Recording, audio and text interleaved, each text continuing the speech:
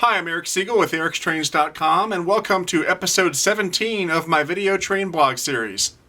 It's mid-January 2012 and this is my first blog episode of the new year. I've got a few things that I want to show you today. The first thing is going to be some of the train items that I got for Christmas as well as for my birthday, which is about 2 weeks after Christmas. So let's go ahead and take a look at those. So the first item that I want to show you is something that my dad got me for Christmas this year, or rather Christmas last year, 2011.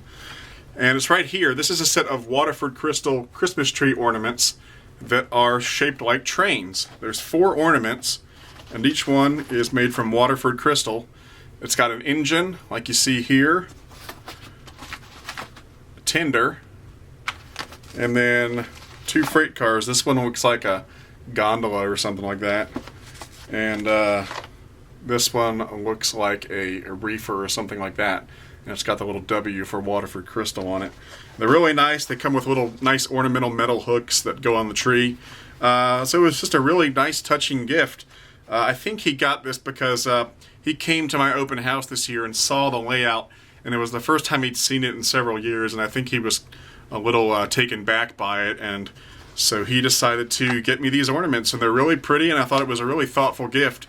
And these add to the 3 tree ornaments that I already had that were train related.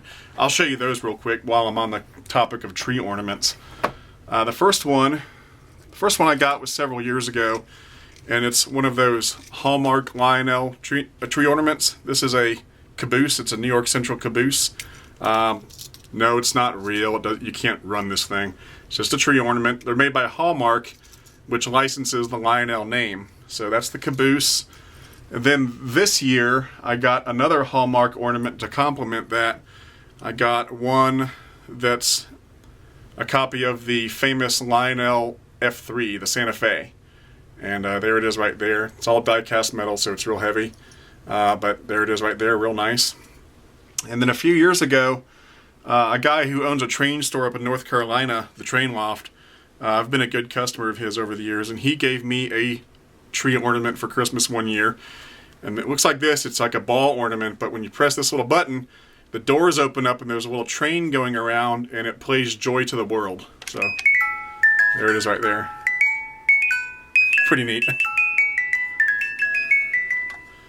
And so those are the train related Christmas ornaments that I have, and adding to those now for Christmas 2011 was the set of Waterford crystal train ornaments from my dad. So that was a really thoughtful gift, and I was really happy to get that. The next thing I want to show you is something that was not given to me for Christmas. I ordered it and paid for it myself, but it did arrive just in time to be under the tree for Christmas 2011, and it's this Lionel Corporate tin plate O-gauge Christmas set. This is O-gauge tin plate. This is stamped sheet metal, brass, and this is the kind of train a boy might have gotten in the 19-teens or 1920s. It's very old school, very shiny, very toy-like, and very beautiful, and I just really love tin plate trains. I've got quite a few standard gauge tin plate trains, and I've got some O-gauge tin plate trains as well, but up until now, I did not have an O-gauge tin plate engine. And so this is a first for me. But not only is it my first O-gauge tin plate engine, but it's also my first PS3 engine from MTH. PS3 is the update to PS2, and as I suspected, as far as what you can see and hear on the engine, there's really no difference between a PS3 and a PS2 engine. Most of the differences are on the inside. It's just a more compact and a more efficient electronics package on the inside. Now the set comes with this engine, and then attached to the engine is this tender.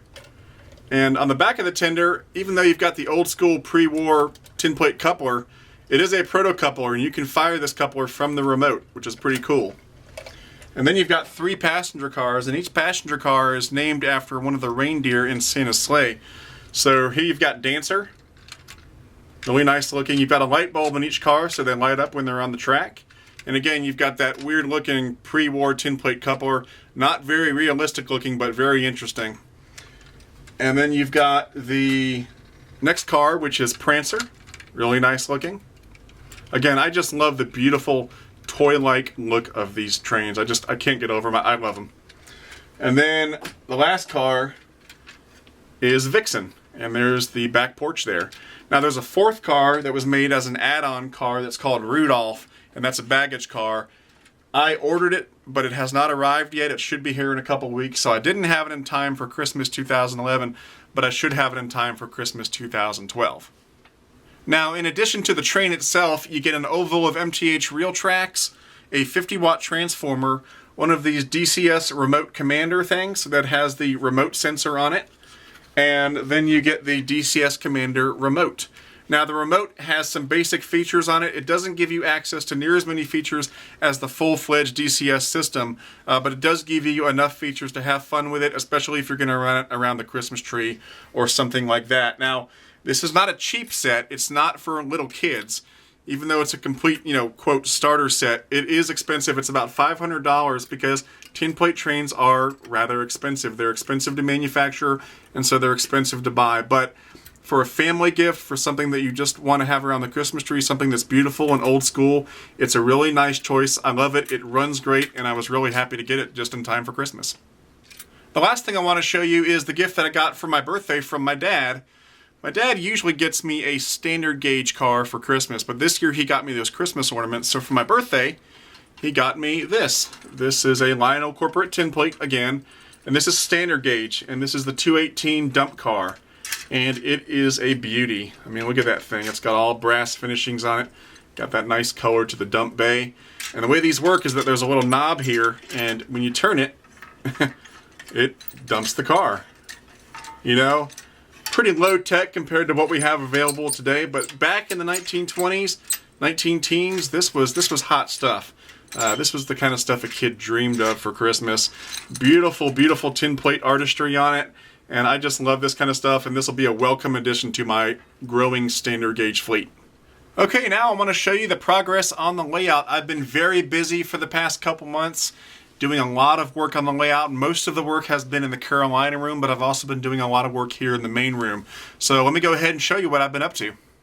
Just like last time, most of the work I've done over the last month or so has been in the Carolina room, on this stretch here, and then around the corner, down that way, and then through those tunnels that go back into the main room.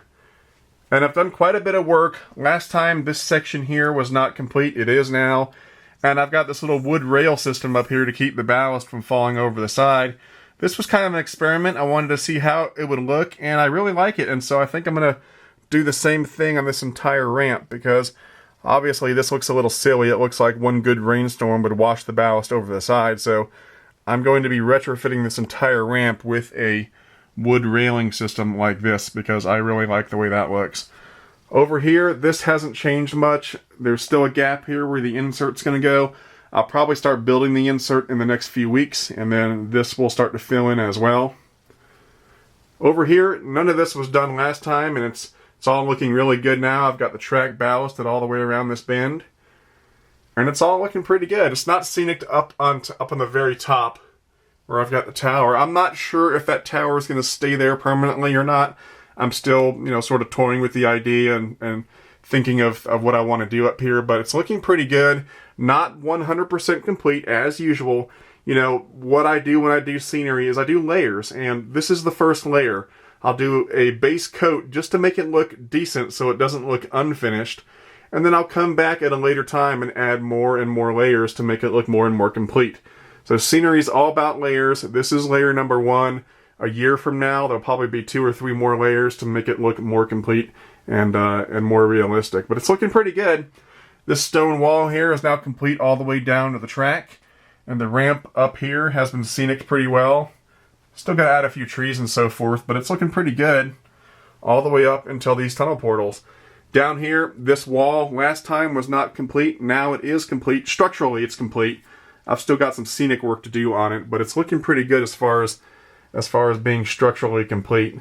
And I've scenicked down here as well. And then we've got these 2 tunnel portals, and these are looking pretty good too. You can see I'm doing some rock work all around here, but it's starting to come together. Now, if you look in the tunnels, you'll see that it gives the illusion that the tunnel is complete in there because I've put a foam wall that I've painted black. But it's actually not. If I go behind the curtain here and turn the lights on, you can see it's just a piece of foam. And it's just there to give the illusion that the tunnel is complete. But in reality, if you come back here, it gives me access to the trains. And yeah, this is not a part of the layout that people are going to see. This is back where the air conditioner and the furnace are. So this is never going to be a scenic part of the layout, but I wanted it to be scenic enough right here so that if someone were to look in the tunnel, and I'll come back around here, it looks complete enough. You know, they just see black. And that's what I want them to see. And so it's looking pretty good.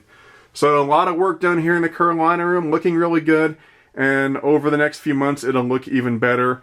And it looks totally different than it did, 3 or 4 months ago when there was absolutely nothing here except track. So I'm really happy with this side of the layout. I'm really happy with the way it's coming together. In the Colorado room, the only new addition is this TV screen that I've mounted up on the wall.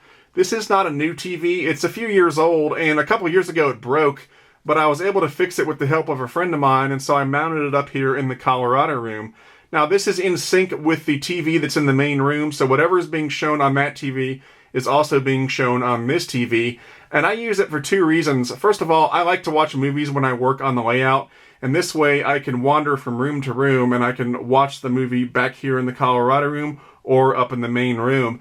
And then also, when I have an open house for the layout and I run the camera car, I can now show the image in the main room as well as in the Colorado room. Now, my eventual goal is to have 4 of these screens, 1 in each room of the layout. I've also done a little bit of work in the main room. Most of it's been on the north side here. This hard shell up here was here last time, but I've put in some rock molds and I've got some more on the way. So hopefully in the next week or so, I'll be able to start some scenic work up here. And then down here, everything to the right of that gray piece of foam is all brand new rock, and it's looking pretty good. And I painted the wall down there, and I've even got some rock back there on the spine, and over the next few months I'll be extending that rock all the way across that back spine to the other side of the room. So that's about it as far as layout work goes. Okay, the last thing I want to talk about today are some upcoming videos. I've got a whole mess of review videos coming up in the near future. The first one will be for the Lionel BNSF Ice Cold Express. After that, I'll be taking a look at Lionel's Milwaukee Road 484S3. And then after that, I'll be looking at a Lionel U30 diesel. I've also got a couple MTH reviews coming up. I'll have a review for an MTH GP40. And then after that, I'll have a review for what'll be my first MTH European steam engine. So that should be a lot of fun. I've also got something else coming down the pipe in the next few months that I haven't done in a while, which is a new tutorial video. This tutorial is going to be all about track signals. I'm at the point with my layout where it's about time to start installing some track signals, so I decided I would make a tutorial about it and show you how to install the track signals. So what I have is a whole bunch of Atlas track signals along with some Atlas switches and track. And I'm going to hook up a demo board where I hook it all together and show you how to get some prototypical signal operation on your layout, as well as how to use Atlas's wonderful signal system. So keep an eye out for that in the next few months. So that about wraps it up for this episode. I'm Eric Siegel, and I'll see you next time.